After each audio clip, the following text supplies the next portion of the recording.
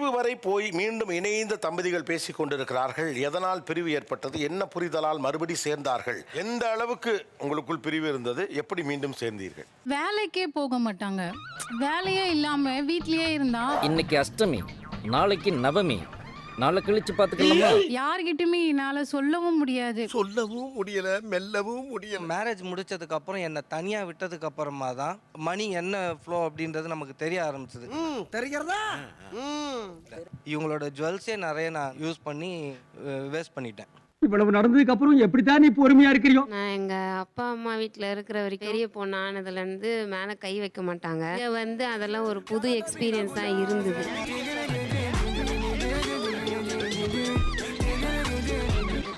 என்னால் அது தாங்கிக்க முடியல. எதனாலனா நம்மளுக்கு உடம்பு வலிக்குது, அது தாங்க முடியல, தாங்கிட்டு இருக்க முடியல. என்னால் ரொம்ப தாங்கிக்கவே முடியல. வழியா இப்போ கூட அழுக்கழிக்காக தான் வருது. என்ன சொல்ல, என்னால் முடியல. எல்லாரும் அவருக்கு தான் ஹஸ்பண்ட்னா அப்படி தான் இருப்பாங்க. நீ அட்ஜஸ்ட் பண்ணி நீ இருந்தால் ஆகணும். அதுக்கெல்லாம் தெம்பில்ல, விட்டுடுங்க. போராடுற வரைக்கும் போராடி பார்க்குறோம். முடியலன்னா குடும்பத்தோட விஷத்தை வாங்கி குடிச்சு செத்துப்பாரு. சண்டை வரும்போது இவங்க கிளம்பி வந்து போனால் நேரம் அவங்க அம்மா வீட்டுக்கு போயிடுவாங்க. அம்மா வீட்டுக்கு பிரச்சனையோடு போவது எவ்வளவு வணியானதுன்னு நீங்க பெண்ணை கேட்டால் தான் தெரியும். டைவர்ஸ் அவர் தான் ஃபர்ஸ்ட் கேட்டாரு. எதுக்காக டிவோர்ஸ் கேட்டீங்க? கல்யாணம் ஆகி 3 years ஆயிடுச்சுங்க சார். குழந்தை இல்லை. அந்த உழைப்ப நம்பாம அதிர்ஷ்டத்தை நம்பி சோம்பேறியா இருப்பார் போல இருக்கு. குழந்தை இல்லைன்னா ட்ரீட்மெண்ட்டை நோக்கி தானே போவாங்க. நீங்க இன்னொரு கல்யாணத்தை நோக்கி எப்படி போக முடியும்? அவங்க மேல பிரச்சனை இருக்கிற மாதிரி எல்லாருமே பேசிட்டு இருந்தாங்க சார். யார், டாக்டர்ஸ்லாமா? இல்லைங்க சார், நம்ம ஃபேமிலி சர்க்கிள். இந்த நாய் எங்க இருந்து போக சொல்லி வெட்டுக்கு தாய் போடு. சாப்பிட்டீங்களா அப்படின்னு கேட்பேன். நான் சாப்பிட்டேன், என்ன உனக்கு சாப்பிடாட்டி என்ன? நான் தான் உன்னை வேண்டான்னு முடிவு பண்றேன். நீ எதுக்கு என்னைய ஃபோன் பண்ணி கேட்கற அப்படின்னு. அவன்தான் மனுஷன், அவன்தான் மனுஷன். இந்த அன்பு தான் முக்கியம். குழந்தை ரெண்டாவது பட்சம் தான் நமக்கு. என்ன ஞானம், என்ன ஞானம். கை கொடு. 2011ல மேரேஜ் ஆச்சு. 2018 வரையிலும் நல்லா போயிட்டு இருந்துச்சு. அப்புறம் என்னாச்சு? அதுல இருந்து ஒரு 5 years நாங்க பிரிஞ்சிருந்தோம். 5 வருஷம் பிரிஞ்சே இருந்தீங்க? ஆமா. Sorry for the break. ஓ, அந்த அளவுக்கு அத்தனை வருஷம் பிரிஞ்சு இருந்ததுக்கு என்ன காரணம்? வீக்லி 1 week அவர் என்ன அடிக்கலைன்னா அந்த வாரம் போகாதது. ஓ, அப்படி ஒரு வியாதி அவனுக்கு. அதனால நான் பிரிஞ்சிருந்தேன். பம்பராம் பாரு, கோழி பிடிக்கிறவன் மாதிரி. ஆஹா, சூனா போனா. வீட்டில் இதெல்லாம் இல்லை, பசங்களுக்கு சாப்பாடு கொடுக்கணும், இங்கே வாங்கிட்டு அதுக்கப்புறம் தான் சமைச்சு நம்ம கொடுக்கணும்னா நிறைய டைமுக்கு வரமாட்டாரு. நான் ஒன்னு சொல்லிக்கிறேன், நீங்க தெரியாமலாம் பண்ணல, நீங்க தெரிஞ்சுதான் பண்றீங்க. பயங்கரமா நல்லா தான் இருக்கீங்க. நானே வெயிட் பண்ணி பசங்களுக்கு பக்கத்து வீட்டில் சாப்பாடு வாங்கி ஊட்டி கொடுத்துட்டு நானும் அப்படியே படுத்துருவேன். உலகார பாவி, அவனுடைய சுயரூபம் தெரிஞ்ச உடனே நீ எங்க நிகழ்ச்சிக்கு வந்திருக்கணுமா? இதெல்லாம் கேட்டா ட்ரிங்க்ஸ் பண்ணுவாங்க. அதனால அவனுக்கு தண்ணியில நின்று தண்ணி அடிக்கணும் அவனுக்கு ஆசை. அது எதுக்கு நான் வாழ்வேன், அது எதுக்கு வாழ்வேன்? அவங்க கட்டாயம் வந்துருவாங்கன்னு எப்படி உறுதியா இருந்தீங்க? என்னை புரிஞ்சுக்கிட்டது அவங்க மட்டும் தானே. பட் புரிஞ்சுக்கிட்டவங்கள போட்டு அடின்னு அடிச்சிருக்கீங்க. நம்மளுக்குள்ள 1008 பிரச்சனை வரலாம். ஆனா அதுல சில கருங்காலிகள் 3வது மனுஷனுங்க, இவங்க எல்லாம் கருத்து சொல்ற அளவுக்கு நம்ம வச்சுக்க கூடாது. தனியாக இருக்கும்போது தான் நம்ம பண்ணுறதெல்லாம் ரொம்ப தப்புன்னு தெரிய வந்துச்சு. 4-5 வருஷம் பிரிஞ்சிருந்திருக்கீங்க. ஆனால் அது 4-5 வருஷம் அந்த ஊர்ல என்ன பண்ணிட்டு இருந்தீங்க நீங்க? அவங்க கிடையாது.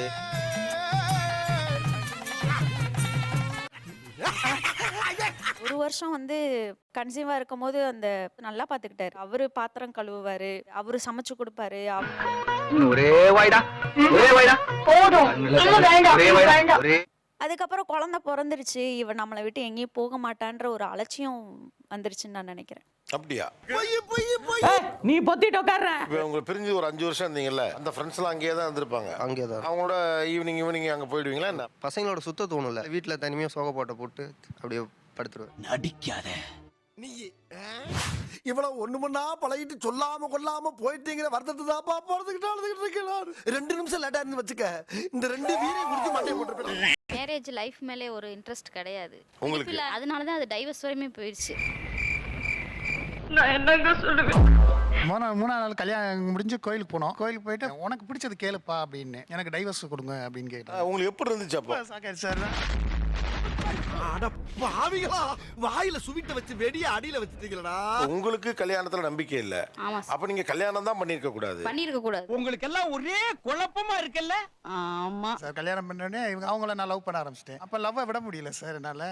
ப்ளீஸ் என்னை விட்டு போகாத, நான் செத்து போடுவேன். எனக்கு லைஃப் கூட சொன்னா. அப்புறம் எப்படி நீங்க டிவோர்ஸ் அப்ளை பண்ணிட்டீங்களா? அப்ளை பண்ணி டிவோர்ஸ் காப்பியே வந்துருச்சு. அப்ப அவ்வளவுதானே, பிரிஞ்சிட வேண்டியதுதானே. டேய், இவன் சாதாரண ஆள் இல்ல, ஜீன்ஸ் போட்ட சகுனி. ஒரு அதிகாரப்பூர்வமாவே கிடைச்சிருச்சு இல்லையா, பிரிஞ்சாச்சு. முத்திரையோட வந்தப்ப பயம் இருக்கும்ல, ஓ இனிமே அவன் நமக்கு சொந்தம் இல்லையாங்கிற மாதிரி ஒரு ஃபீலிங் வந்துச்சோ? பயமே வந்துருச்சு. நான் லேட் நைட் வருவேன்னு சொல்லிட்டு நீ பாட்டுக்கு சாப்பிடாம உட்கார்ந்த இடத்துல தூங்கிட்டு இருக்க போறேன். நான் இனிமே வரவே மாட்டேன், தெரியும்ல. எப்படி சேர்ந்தீங்க அப்புறம்? இந்த மௌன ராகம் படத்துல எப்படி அந்த பேப்பர்ஸ்ல கிழிச்சு போடுவாங்களோ அது மாதிரி நான் கிழிச்சு போட்டேன் அந்த முடிவு. அது வரைக்கும் ஞாபகமா இதை வச்சுக்கோங்க. அவங்க கிட்ட இந்த கால் வந்தப்ப உங்களுக்கு எப்படி இருந்துச்சு? நீங்க எனக்கு ரொம்ப அதிர்ச்சி ஆயிடுச்சு, சந்தோஷமான அதிர்ச்சி அது. ஐயோ ஐயோ நான் என்ன செய்வேன், யார்கிட்ட போய் சொல்லுவேன் ராமா ஐயா அப்படியே. அதுக்கப்புறம் எங்க மீட் பண்ணீங்க? அப்புறம் அப்படியே ரெகுலரா கோயிலுக்கு போக, வர சினிமாக்கு போக. ஆக்சுவலா பார்த்தா இவங்க உண்மையாக லவ் பண்ணி கல்யாணம் பண்ணிருக்காங்க. அது எவ்வளவு நாள் போச்சு? 12/12/2018 வரைக்கும் போச்சு சார். இந்த மேரேஜ் அப்படி ஆயிடுச்சு. செல்லாதாக்க செல்ல வைக்கணும், அதனால திரும்ப ஒரு மேரேஜ். ஆனா நூதனமான கப்பலுங்க நீங்க. அவங்க சில நேரம் வந்து அவங்களோட எக்ஸ்ட்ரா பத்தி சொல்லும்போது எனக்கு ரொம்ப கோவம் வரும் சார். உன் நினைப்பு பூரா சொம்ப மேலதான் இருக்கு. ஏன் இப்படி மூச்சு வாங்குற? அப்ப அவர் தான் சொல்லுவாரு, இது ஒத்து வராது, டைவர்ஸ் பண்ணணும். ஒரு பாட்டு போடும், அந்த பாட்டுல உள்ளவங்களை பார்த்தா இவங்க மாதிரி தான் எக்ஸ் இருந்தாங்க, இப்படிதான் நாங்க இருந்தோம் என்ன அறியாம நான் சொல்றது. ஆனா உண்மையிலேயே நீ நல்லவன்டா. எப்படி ஒரு அடி கூட வாங்காம தொடர்பு இருக்குதுன்னு ஒத்துட்ட பாரு. You are a great man. ஒருவேளை பேசுறாரோ அப்படின்னு சொல்லி நினைச்சு அவர்கிட்ட சண்டை போடுவேன். ஒரு பாட்டு போடும், அந்த பாட்டு எக்ஸ் இருந்தாங்க, இப்படிதான் சண்டை போட்டு அவரு சரி வேண்டாம் அப்பனா பிரிஞ்சிடலாமோ அப்படின்னு அவர் நினைச்சிருக்காரு சார். வாழ்க்கையில சில அடிகள் விழதான் செய்யும். நெக்ஸ்ட் வீக் எங்களுக்கு டிவோர்ஸ் ஆர்டர் காப்பி வந்துருச்சு. அவரு தான் ப்ராப்ளம் பண்ணாரு. திருப்பி அவங்களே வந்து அதாவது அவளை ஒரு தடவை கூட்டிட்டு வந்து உட்கார மட்டும் வைங்க, ஒரு தடவை பேசி பாக்குறேன். எங்க வீட்ல இருந்து கால் பண்ணி நான் வர முடியாதுன்னு சொல்றேன். அவரே கொண்டு வைப்பாராம், அவரே எடுப்பாராம், பழி எங்க மேல போடுவாங்க. அவங்க என்ன பேசினாலும் சரி வேண்டான்ற ஒரே வார்த்தை மட்டும் தான் நம்ம வாயில வரணும். முடிவு பண்ணிட்டு தான் நான் போய் உட்கார்ந்தேனே. ஒரு முடிவை எடுக்கணும்னு விவாதம் பண்ணா கண்டிப்பா ஒரு முடிவுக்கு வந்துருவோம். ஆனா நீங்க ஏற்கனவே ஒரு முடிவை எடுத்துட்டு விவாதம் பண்ணா கடைசி வரைக்கும் விவாதம் தான் தொடரும், முடிவு வராது. என் ஹஸ்பண்ட் வந்து அவங்க வந்து எனக்காக அழுதாங்க. ஒவ்வொருத்தவங்கள்ட்டையும் போயிட்டு நான் கண்டிப்பா நல்லா பாத்துக்கிறேன் கன்வின்ஸ் பண்ணாங்க. ஐயோ நம்மகிட்ட சண்டை போட்டவனா இவன். அம்மா அப்பா நல்லா இருக்காங்களா? யார் தூக்கல தூங்கலையா? நான் வரட்டா? Good office. இப்போ நமக்கு வந்து அந்த நல்ல லைஃபை கொடுக்க ட்ரை பண்றாங்க. அது கொஞ்சம் ஏத்துக்கிட்டு தான் பாப்போமே. எனக்கு ஒரு வாய்ப்பு தாங்க, எனக்கு ஒரு வாய்ப்பு தாங்க. அவங்களுக்கு மாதிரியே நாங்களும் செகண்ட் மேரேஜ் பண்ணிக்கிட்டோம். ஓ டிவோர்ஸ் வந்துருச்சுல? டிவோர்ஸ் வரல. அப்ப நான் தாலி எல்லாம் கழட்டிட்டேன், உச்சக்கட்ட கோவம் கழட்டிட்டேன். பையனை வச்சுட்டே 2வது மேரேஜ் பண்ணோம். சூப்பர். காணொலியை பார்த்து விட்டு அப்படியே போகக்கூடாது. கீழே 3 பொத்தான் இருக்கும், அதை அமுக்கணும். பதிவுன்னு ஒரு சிவப்பு கலரில் ஒரு பொத்தான் இருக்கும், அதை போய் அமுக்கினா தான் உங்களோட வருகை பதிவாகும். இப்போ எங்களுக்கு 40,000 பதிவுகள் கிட்ட இருக்குது. நீங்கள் வந்தால் தான் ஒரு 1 லட்சம் பதிவாவது வரும். பதிவு பண்ணணும்.